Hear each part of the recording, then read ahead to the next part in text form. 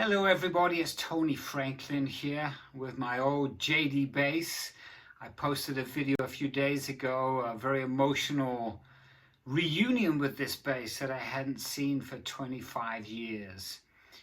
I literally was within 30 minutes of first seeing it, so I was quite full of all the emotions, and it surprised me actually. It really did. I mean, here's the story behind it, okay? This bass did go missing. It was in a storage locker. This was in the early 90s. And I had essentially retired the bass because I went back to, I started on the Fender, right? This one.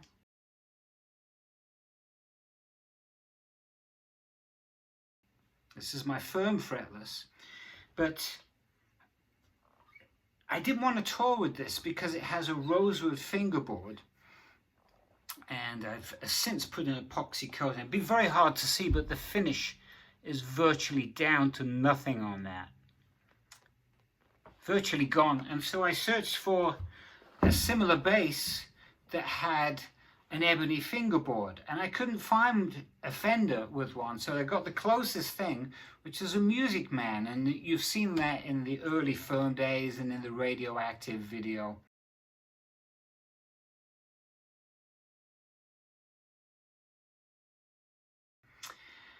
And I toured with it. It was a good bass, but I didn't love it. It wasn't a great bass. I couldn't get my sound from it. And so I saw this bass in a music shop in my hometown of Derby, England.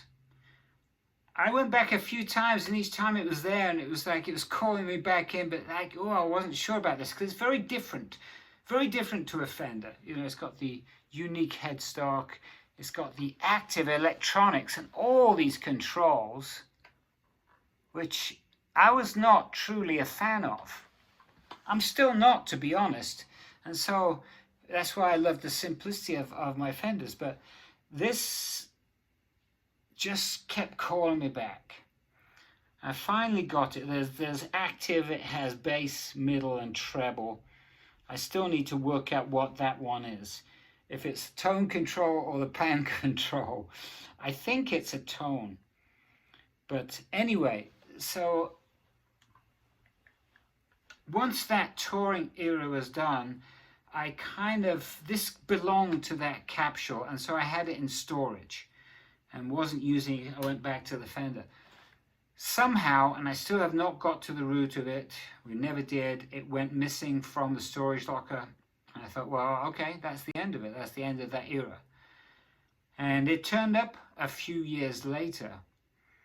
And, I mean, I almost feel bad saying this now, but I kind of resigned myself that it had gone.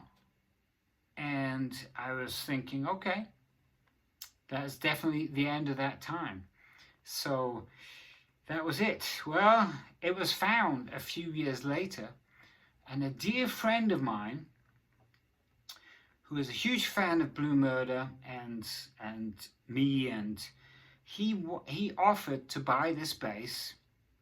I never even saw it. It went straight from whoever had it, and they didn't know it was stolen, so he bought it, and he has kept it in a sealed display case at a controlled humidity for the past 20 or so years, with the understanding that I could go and see it whenever I wanted to.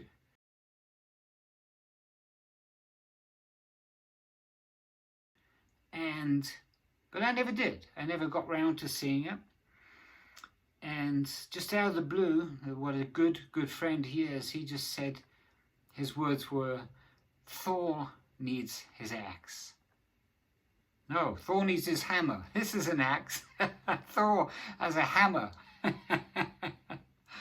And so, as I would say, the wand chooses the wizard.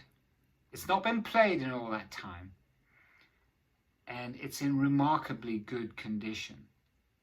Now, I was surprised at the emotion it elicited out of me, because it brought back all those memories of those times. This bass was around for so much, touring and recording with Jimmy Page and the Firm.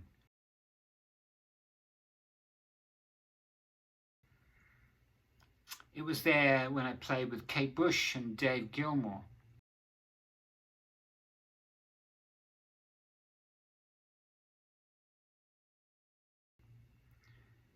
When Blue Murder started getting together with, well, first of all, it was Cozy Powell and Ray Gillen was involved.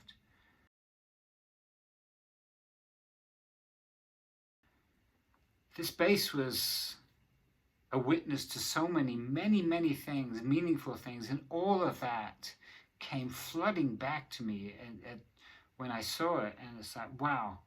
And it does, it feels really good. The neck is remarkably good. It's hard to get an angle on that. I posted some still pictures of it. And you may notice I have it plugged in. Yes! It does still work, it does play, but the nut must have been replaced.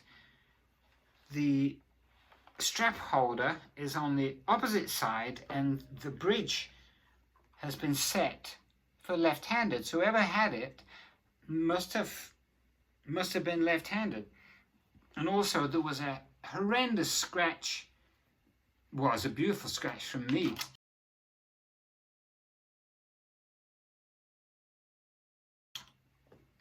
All those years of banging it, and so that would have been painted black. It's the only thing. The rest of it's pretty banged up.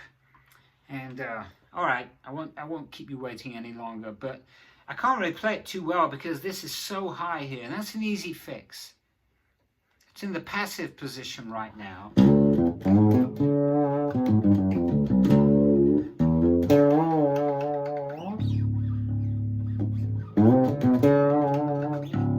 That's a real workout. I'm playing the intro of Riot there.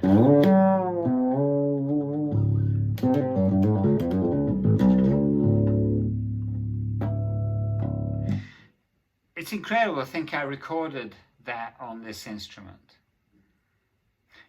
It's a real workout. Like here, it's like, oh, it's so hard to push down. But it still sounds fantastic.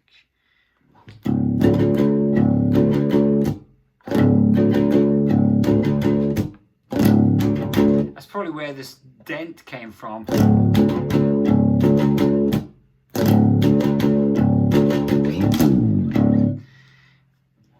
It needs some work, and also the active does not work. None of this engages. Look, if I switch that, basically nothing. That's the passive sound.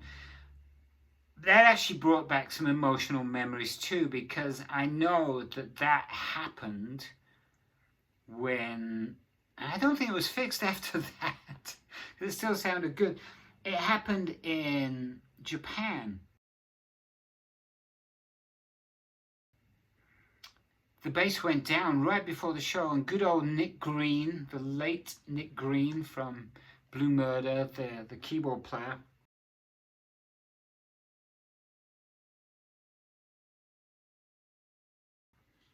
he somehow managed to get in the back of this thing and hardwired something. So many memories. This bass is like a time capsule.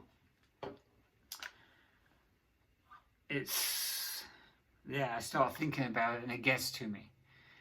But I'm going to be working on this and have it taken to a luthier. I think ultimately it's going to have to go over to John Diggins, JayDee, over in England, and have probably a new circuit board and all of that. Having said that, I don't recall if it was taken to him and if it was worked upon. There is a battery compartment in there, so I'll have to change that. I'll look to see what's going on in there. I'm a little bit scared of that, because if there is a battery in there, it will be very old, and Lord knows what's going on in there. But anyway, that is the story. God bless my dear friend who had no idea it would be this meaningful.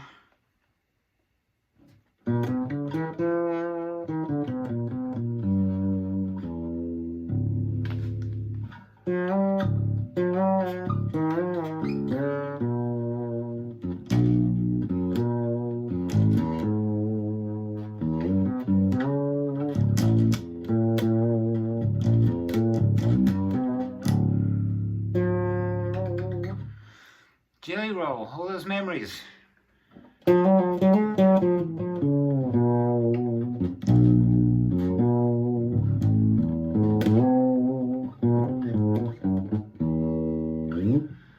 down the half step, just to give a little break from this area up here. Anyway, lots of stories to tell and share with this. Thanks for following along. What a journey, my old JayDee.